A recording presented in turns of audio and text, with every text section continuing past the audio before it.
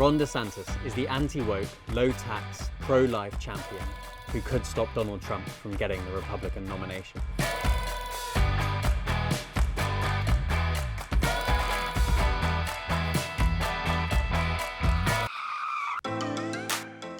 The Florida governor, who is only 44, has his eyes set on the White House, and his announcement has blown open the race to get there.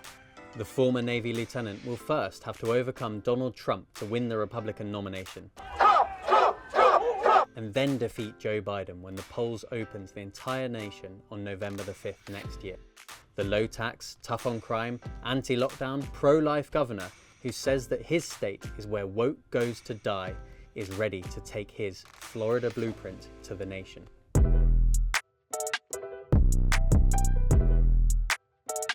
Back in that bag again. Whoa, yeah. So who is Ron DeSantis?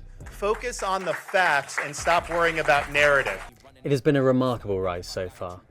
Ron DeSantis, of Italian-American descent, grew up on Florida's Gulf Coast in Dunedin, becoming a star baseball player and excelling in the classroom too. He graduated from Yale with a history degree and then went on to Harvard Law School. He joined the US Navy and was assigned to work at Guantanamo Bay before being appointed as a legal advisor to SEAL Team 1 and deploying to Iraq in 2007. DeSantis left active duty and settled near Jacksonville, where he worked as a lawyer and married a local TV anchor, Casey Black, who he met at a driving range.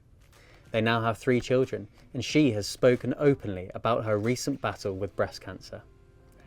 After his military career, DeSantis transitioned to politics and made a splash with Florida conservatives by beating 6 other Republican candidates in his bid for a state congressional seat. He served 3 terms in the House of Representatives before retiring in 2018 to run for governor. He won a competitive race by a mere 38,000 votes and arrived on the national stage. So what's he like up close? Okay. Stop. Okay. I spoke to Ron DeSantis at a press conference in June 2021, following the tragic apartment block collapse in Surfside, just north of Miami. Much has been made of his height. He's not short, but only sneaks above 6 foot when he's wearing his famous Cuban-heeled boots. He swept into the area in a motorcade of blacked-out SUVs and police outriders. He spoke with fire and police crews on the ground, and then faced the media. He was, and still is, closely guarded by his minders. Frankly, he was prickly, agitated at questions about planning failures and inadequate resources. Privately, there is genuine concern that his lack of charisma could hold him back.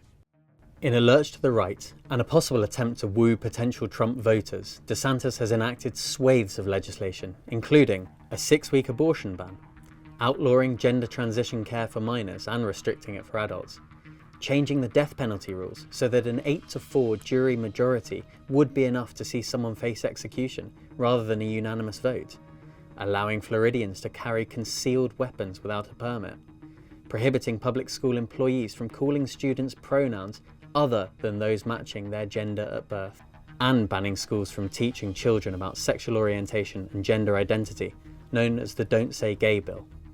Elsewhere, he's gone to war with Disney, the state's biggest employer, over their woke culture, targeting the company over its special tax and legal status.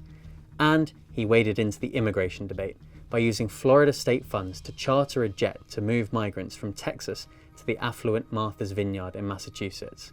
In an attempt to raise his profile, he recently embarked on an international tour, visiting dignitaries in Japan, Israel, and London, where he sat down with Sunday Telegraph editor Alistair Heath for an exclusive interview.